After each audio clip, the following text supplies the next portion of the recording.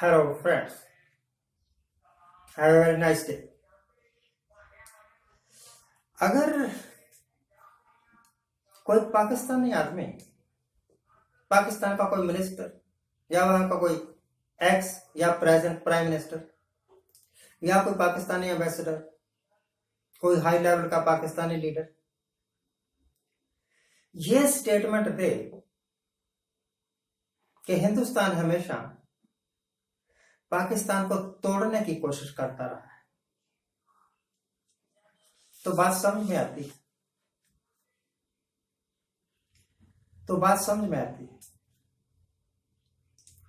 उसका कारण यह है कि पाकिस्तानियों के दिमाग में हमेशा इंडिया के प्रति एनिमिटी रही है। They have never been friendly towards India, खास तौर पर पॉलिटिकल लेवल पर। सेकेंडली, 1971 में जो युद्ध हुआ था,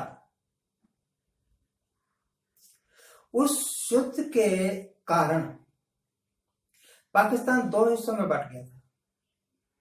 पूर्वी पाकिस्तान बांग्लादेश बन गया, एक नया देश इमर्ज हो गया, और पश्चिमी पाकिस्तान सिर्फ पाकिस्तान रह गया। अब ये कहने की जरूरत नहीं है कि ये वेस्टर्न पाकिस्तान है, वो ईस्टर्न पाकिस्तान है, क्योंकि पाकिस्तान एक ही रह गया। अगर वो कहें कि हिंदुस्तानी लोग, हिंदुस्तान की सरकार, हिंदुस्तान के जो हाई लेवल के लीडर हैं, वो पाकिस्तान को नुकसान पहुंचाने की कोशिश करते हैं, तो वो ठीक हो सकती है बात, क्योंकि उनका तजर्बा तो यही कहता है। हालांकि हमारा इतना रोल नहीं था उसमें। पूर्वी पाकिस्तान के लोग उनकी पॉलिसियों के कारण फेड अप हो चुके थे, इस करके वो आजादी चाहते थे, बस इतना। ये बात समझ में आती है अगर वो ऐसा कहते हैं। परंतु अगर हिंदुस्तान का कोई हाई लेवल का मिनिस्टर, होम मिनिस्टर या प्राइम मिनिस्टर कोई ऐसी स्टेटमेंट दे कि पिछले इतने सालों में, 70 साल बोलते हैं वो, वैसे 70 होते नहीं है,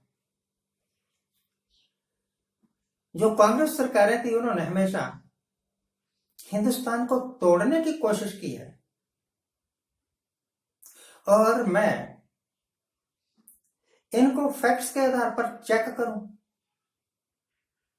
तो यह एक झूठी बात होगी, एक बेसलेस बात होगी। पता नहीं आप जानते हैं कि नहीं जानते, 1968 के पहले, मेरा सन थोड़ा आगे पीछे हो सकता है, यह पक्का है, सिक्किम में एक इंडिपेंडेंट राज्य था। उसके बाद श्रीमती इंदिरा गांधी ने सिक्किम को हिंदुस्तान में शामिल कर लिया। कैसे किया ये वो जानती है, या सिक्किम वाले जानते हैं, मैं नहीं जानता। पर यह पक्का है कि जब सिक्किम हिंदुस्तान में शामिल हुआ था तो एक भी गोली नहीं चली थी, शांतिपूर्वक हुआ था सब कुछ, पीसफुल। एक ऐसी गवर्नमेंट जिसने पूरे का पूरा एक देश, जो कि पहले इंडिपेंडेंट था, हिंदुस्तान का पार्ट बना दिया हो, उसको आप कैसे कह सकते हैं कि कांग्रेस सरकार हिंदुस्तान को तोड़ने की कोशिश करती? It is a big lie, ये बहुत बड़ा झूठ है। इसके अलावा और भी बहुत सारी ऐसी पॉलिसीज हैं, ऐसे काम हैं जो यह साबित करते हैं कि पुरानी सरकारें, चाहे किसी की भी सरकार रही, इसमें मोरारजी की सरकार भी शामिल है, इसमें वाजपेयी की सरकार भी शामिल है, कांग्रेस की सरकारें तो है, they have always been working, हमेशा कोशिश करते रहे कि भारत की आन बान शान बढ़े। किसी ने यह नहीं कहा किसी दूसरे को कि जब इसका राज था तो इसने हिंदुस्तान की शान को नुकसान पहुंचाया या हिंदुस्तान को तोड़ने की कोशिश की। तो आज के होम मिनिस्टर साहब को या किसी और मिनिस्टर को यह कहने की जरूरत क्यों पड़ती है कि कांग्रेस की सरकार है, भारत को तोड़ने की कोशिश कर रही थी। ये तो it is the matter of great pity, बड़े दुख की बात है। एक होम मिनिस्टर की पोस्ट जो है ना, वो बड़े हाई लेवल की पोस्ट है, और होम मिनिस्टर को हम बुलाते हैं honourable home minister of India. इतनी हाई पोस्ट पर रहने वाले आदमी को बड़ा केयरफुल होना चाहिए कोई भी स्टेटमेंट देने के लिए, और ऐसी बेहुदा स्टेटमेंट तो कभी नहीं देनी चाहिए सिर्फ वोटों के वास्ते। क्या कश्मीरी लोग नहीं जानते कि आपके फैसलों के कारण पूरे का पूरा कश्मीर एक जेल खाना बन गया था? अभी 2 साल पहले की बात है, जिस वक्त इन्होंने धारा 370 हटाई, उस वक्त क्या हुआ था?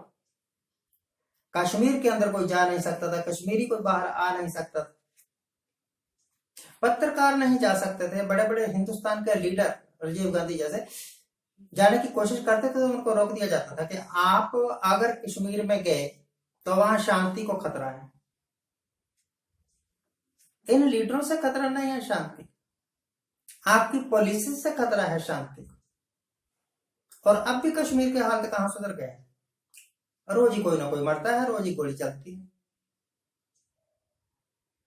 अगर सचमुच ही इस सरकार ने हिंदुस्तान को जोड़ने की कोशिश की है तो बड़ी अच्छी बात है, इस सरकार को बहुत बहुत बधाइयां। फिर तो कश्मीरी आपको भाई भाई समझते होंगे। फिर जिस वक्त एक होम मिनिस्टर, जिस वक्त एक प्राइम मिनिस्टर या कोई भी मिनिस्टर, छोटे से छोटा मिनिस्टर कश्मीर में अकेला जाने की हिम्मत नहीं करता, तो उसको जेड सिक्योरिटी चाहिए, बड़ी हाई लेवल की सिक्योरिटी। जेड सिक्योरिटी से ऊपर भी कोई सिक्योरिटी होती होगी तो वो चाहिए। खतरा किससे है? आप तो पब्लिक के नुमाइंदे हैं, और उसी पब्लिक से खतरा है, और वो भी वहां जहां पर आप कहते हो कि हमने इस हिस्से को भारत के साथ जोड़ दिया। जब आपने उस हिस्से को भारत के साथ जोड़ दिया तो वो तो आपको आपका मुक्तिदाता, अपना मुक्तिदाता समझते होंगे, वो तो आपकी पूजा करेंगे, फिर आपको सिक्योरिटी की क्या जरूरत? परंतु आप में हिम्मत नहीं है कि आप अकेले वहां जा सके, भाषण दे सके, और जिन लोगों ने आपको मिलना था उनके साथ आप मिले भी। कश्मीरी पंडित बेचारे तड़पते रहेंगे कि हमारे साथ मिलेंगे तो हम बात करेंगे, अपनी समस्याओं का हल करवाएंगे।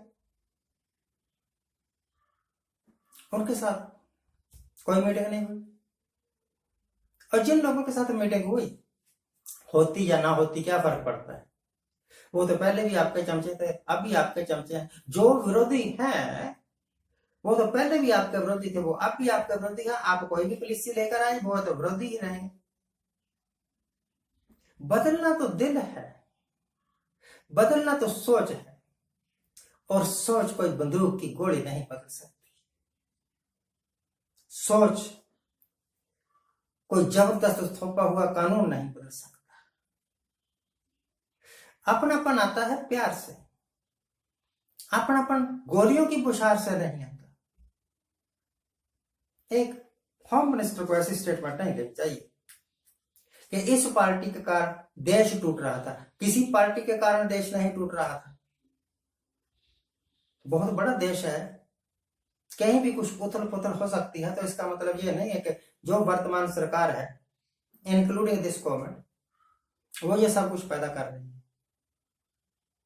परंतु हिंदुइज्म की कट्टर सोच आपके राज में ही आई है, पहले नहीं। ऐसा क्यों हुआ? शायद 70s के आसपास आरएसएस को बैन करना पड़ा था। ऐसा क्यों हुआ कि आपके राज में लोगों को पीट पीट के मार दिया जाता है और टारगेट सिर्फ मुस्लिम होते हैं? वाह, सरकार को इसका जवाब देना चाहिए। Thank you very much for watching.